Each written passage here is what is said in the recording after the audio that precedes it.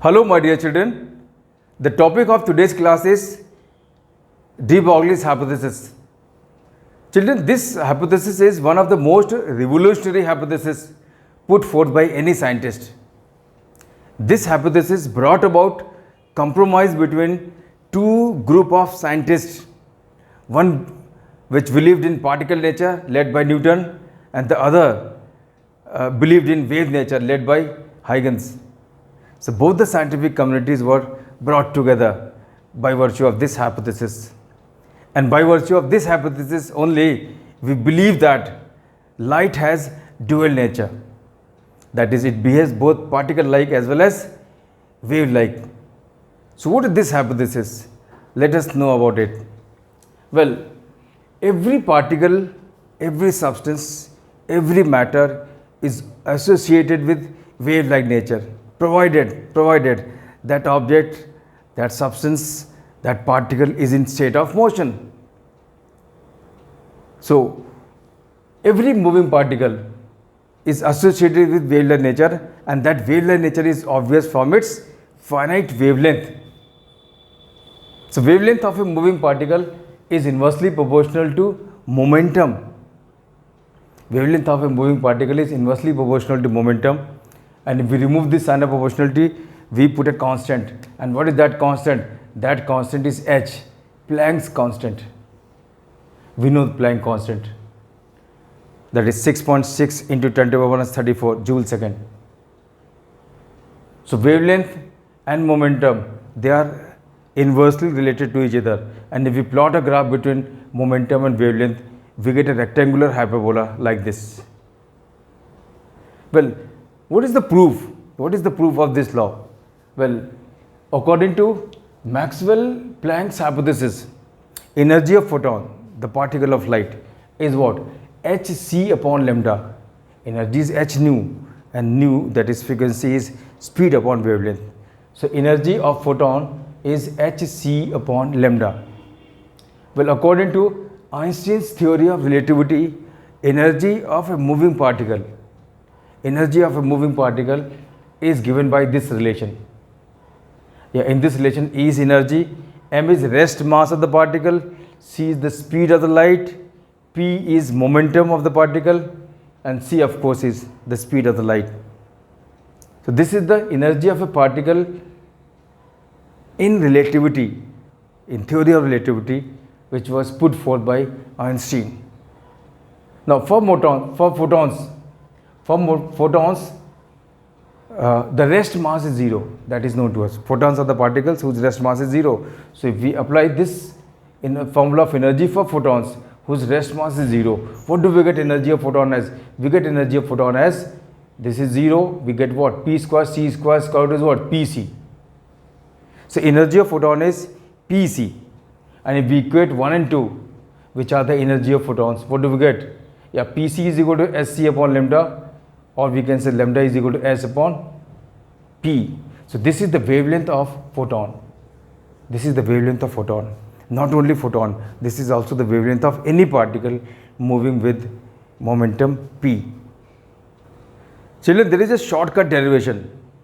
There is a shortcut derivation for this de Broglie's hypothesis, which is given in most of the books, very popular books. But I don't like to do that derivation for you. Anyway, this short derivation is like this. E is equal to mc square. This is Einstein's mass energy equivalent relation. And E is equal to hc upon lambda. That is Maxwell's Planck hypothesis. So you can see that C cancels out. What do we get? mc is equal to h upon lambda. And what is mc? mc is mass into speed, and that is what is momentum. That is, momentum is equal to h upon lambda. This is the shortcut derivation. Momentum p of a particle is what? Mass into velocity. And kinetic energy is what? 1 upon 2 mv square. We know this relation. If from this relation we find out v, which is p upon m, and substitute that v here, what do we get k as? K is equal to 1 upon 2 m p upon m whole square.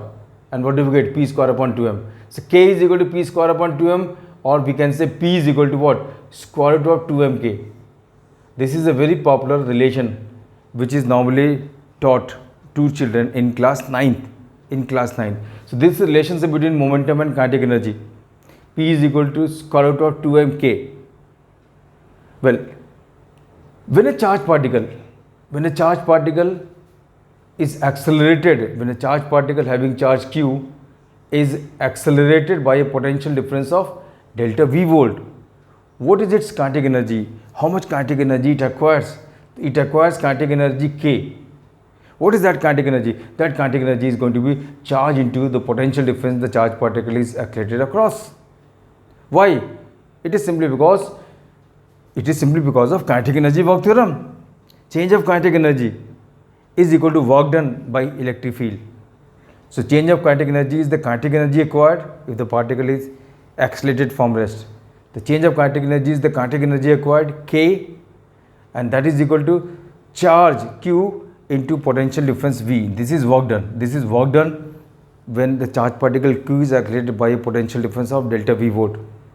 Any charged particle Q, when accelerated by a potential difference of delta V volt, work done is the product of charge and potential difference. That we know. So work done is Q into delta V, and change in kinetic energy is the kinetic energy acquired provided the particle starts from rest.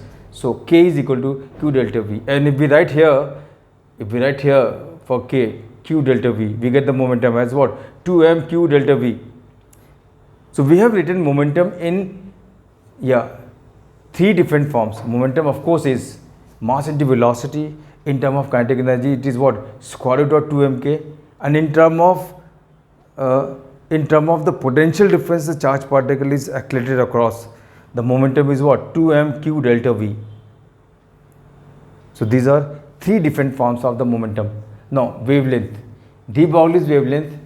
This is De Broglie's wavelength. We have already studied. So what is De Broglie wavelength? De Broglie wavelength is h upon p. What is p? P is mv. H upon mv. What is momentum? Momentum is 2mk also. H upon 2mk. And this momentum can also be written as 2mq delta v. H upon 2mq delta v. So these are all possible forms of De Broglie's wavelength. This is De Broglie wavelength in terms of velocity. This is De Broglie wavelength in terms of momentum. This is De Broglie wavelength in terms of kinetic energy of the charged particle or any particle, not necessarily charged particle. And this is kinetic energy in terms of the potential difference the charged particle is accelerated across. Now, for electrons, we are going to do a workout for electron. Remember, this workout is only for electrons. So when an electron is accelerated by a potential difference of V volt, what is going to be its De Broglie's wavelength? Of course, we are going to use this relation. De Broglie wavelength is what? De Broglie wavelength is going to be h upon 2m charge into potential difference. When the charge of electron is what? E. The potential difference it is accelerated across is what? V. So for Q we write E, for delta V we write V. What do we get De Broglie wavelength as? We get De Broglie wavelength as h upon 2m EV square root. Let us substitute the value of everything here, all the constants here. H is 6.6 10 to the minus 34. 2. Mass of electron is what? 9.1 into 10 to the minus 31. E, the value of charge, 1.6 10 to the minus 19. V remains as it is, and square root of whole. And what do we get? If we write down the value of V in volts and all these constants, then what do we get? We get the wavelength in meter. And what are we doing? We are multiplying it by 10 to the power 10 and dividing it by 10 to the power 10. So for this 10 to the power 10 meter, we are writing angstrom. And if we solve this whole quantity, and if we solve this whole term, what do we get? We get it as what? 150 upon V square root angstrom. So this is a very popular formula for De Broglie wavelength of electron when it is accelerated by a potential difference of V volt. This can further be simplified. It can be. Square root of 150 is what? 12.24, and then square root of what? V. So this is De Broglie's wavelength only for electron when it is accelerated by a potential difference of V volt. So what is the advantage? Well, the advantage of this relation is what? This relation will give you the answer directly. Suppose the question is, an electron is accelerated by a potential difference of 50 volt. An electron is accelerated by a potential difference of 50 volt. What is its de Broglie wavelength? Your answer would be yes. Your answer would be what? Your answer would be what? De Broglie wavelength of electron is going to be what? 150 upon 50 is what? 3, square root of 3. This is root 3 angstrom, and that is 1.732 angstrom. See how quickly you are able to find out the answer. If an electron is accelerated by a potential difference of say 100 volt. So what is this?